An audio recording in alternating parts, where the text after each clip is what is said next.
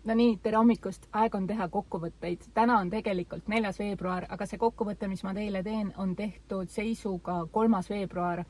Eilne päev oli eriline ka selle poolest, et eile oli Takril sünnipäev ja tema sai 9-aastaseks minu silmis. Ta on sündinud 2014. aastal, aga täpne kuu ja muu detailid pole teada. Ja mina võtsin ta aasta eest 3. veebruaril, nii et eile oli igati pidulik päev.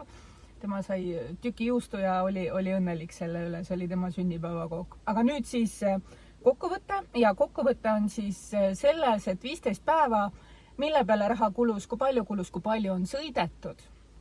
15 päeva jooksul on kokku sõidetud 5054 kilomeetrit. Sel ajal on kulunud kütusele 386 eurot.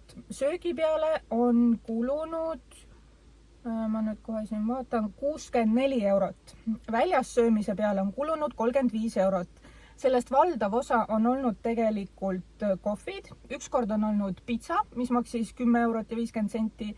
Ja ükskord on olnud croissant, mis oli kas ka ligemale 3 või. Siis muu ostlemine on olnud päris kulukas. 62 eurot. Naisterahvana muidugi ma läksin riidepoodi ja ostsin endale 2 haaremi püksid, kuna ma lihtsalt nii fännan neid. Need on nii mugavad. Et 2 paari haaremi pükse, 1 päikseprillid ja siis ma olen ostnud oma autole taha kleepekaid. Ja need kleepekad ei ole üldse odavad, et reeglina on ikka siuke 3 euro kanti, teinekord isegi 3,50. Ükskord ma olin hotellis, mäletate, Prantsusmaal. See maksis 28 eurot. Ja seal väljas söömise hulgas on tegelikult ka see Prantsusmaa hotelli hommikuine.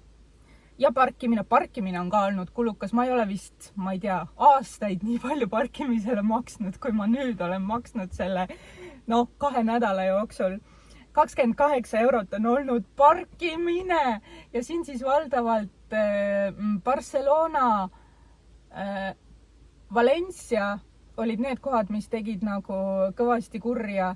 Ja siis üks tänava parkimine oli veel, aga see oli ainult 2 eurot, et see oli nagu mitte midagi, see köömes selle kõrval. Kokku on sõidetud 5054 kilomeetrit ja kõik see nali on läinud mulle maksma 603 eurot. Minu meelest on see päris hästi tehtud. Ma sõidan ringi Volkswagen Golfiga, mis on aastast 2005. Ta võtab vähe kütust, ta on pisikene.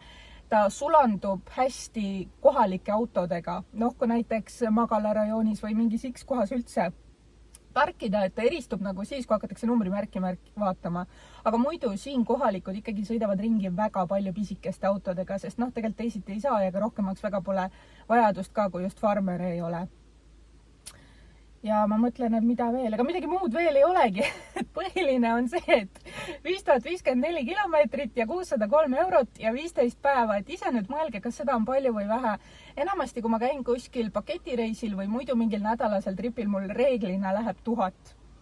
Sest on lennupiletid, on hotell, on väljas söömised, mida ma siis teen oluliselt rohkem. Kindlasti ma rendin mingit autot, lisaks ma armastan võtta mingisuguseid ekskursioone ja käia muuseumides. Sel korral väga palju sellest kohe langes ära. Hotell on olnud ainult 1 ülejäänud ööd, ma olen maganud autos, kuigi head inimesed, eestlased, kes on Hispaanias, päris mitu on mulle tegelikult pakkunud öömaja, aga mul on olnud tuhin kogu aeg edasi minna ja siis ma mõtlesin, et äkki tagasi teel.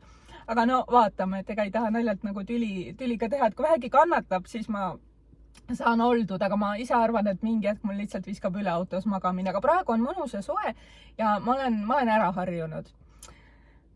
Et ma olen oma kulusid tõesti hoidnud nagu hästi rangelt kontrolli all, et nii mõnigi kord on olnud, et ma olen tahtnud ka minna välja sööma, isegi siis, kui hind on olnud soodne, ma olen selle jätnud ära. Ma olen päris palju kohvi joomisi nunnudes kohtades jätnud ära, kuna ma olen mõelnud, aga mul on ju Primus, ma saan ise teha väga maitsvat kohvit. Et nüüd mul õnneks sai laustuv kohvi otsa, mis ma võtsin kaasa puhtalt mugavusest, et nüüd mul on nagu päris kohvi, mis on tõeliselt hea. Et kas siis peab nagu selle eest on ju maksma. Et samamoodi on ära jäänud kõik tasulised muuseumid, kuna sinna lihtsalt koeraga ei lasta sisse. Ma olen käinud 2 tasuta muuseumis ja siis ka tänu sellele, et ma parkisin muuseumite lähedal ja ma käisin need muuseumid läbi ikka väga ruttu, et kui ma oleks nagu maksnud selle muuseumi eest, siis ma oleks kindlasti veetnud seal rohkem aega, ka siis, kui mul poleks koera kaasas olnud. Noh, ma ei ole loomulikult võtnud mingisuguseid ekskursioone, ma olen ise igale poole kohale sõitnud.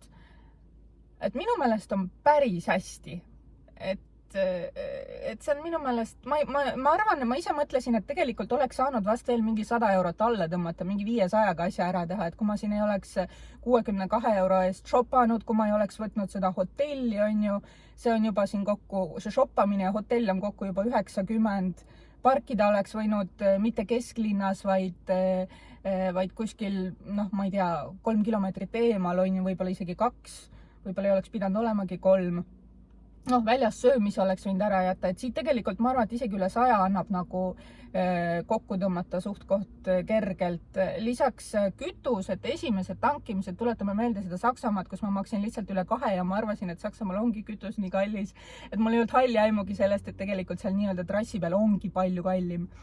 Et noh, sellised asjad, et ega ma eriti kodutööd ju ei teinud, ma lihtsalt istusin autosse, panin oma riidekoti ja veel mõned asjad ja asusin teele ja eks ma nüüd siin seiklen ja vaikselt avastan, et mul ei ole siukest põhjalikku kodutööd tehtud või eriti üldse midagi tehtud, et ma siin hommiku ärkan, vaatan kaarti, mõtlen, palju ma täna sõita viitsin, mõtlen, kuhu võiks minna, noh ja siis ma nagu kulgen. et nii on. Et 554 kilomeetrit, 15 päeva ja 603 eurot. Aitäh vaatamast!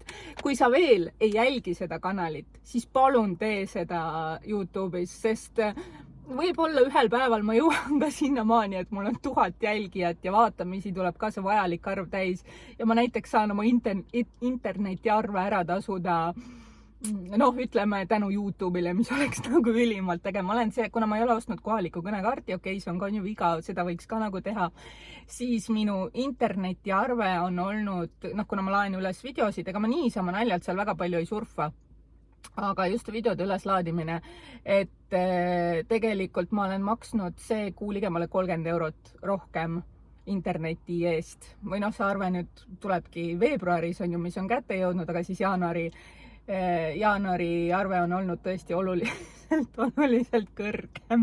Telia võiks mulle sponsoriks tulla või midagi.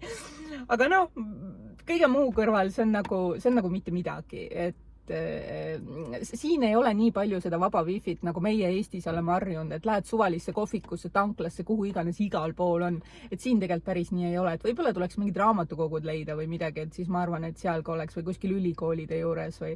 Et kindlasti, kui nagu viitsiks nuputada, siis küll leiaks. Võib-olla ma võtan selle veel ette, kes teab, aga aeg-ajalt tuleb sisse ka siuke natukene laiskus ja natukene mugavus, et las ta olla. Aga aitäh, et tulid, vaatasid, aitäh, et elad kaasa. Ma olen saanud nii palju positiivset tagasisidet ja see on olnud nagu nii liigutav. Ma olen saanud toredaid soovitusi, kuhu minna. Ma olen saanud eestlastelt Hispaanias küllakutseid, täiesti tavalised inimesed, keda mina ei tunne, kes ei tunne mind, kes on lihtsalt oma koduuksed avanud, on ju, ja see on nii liigutav. Et tõesti, aitäh teile!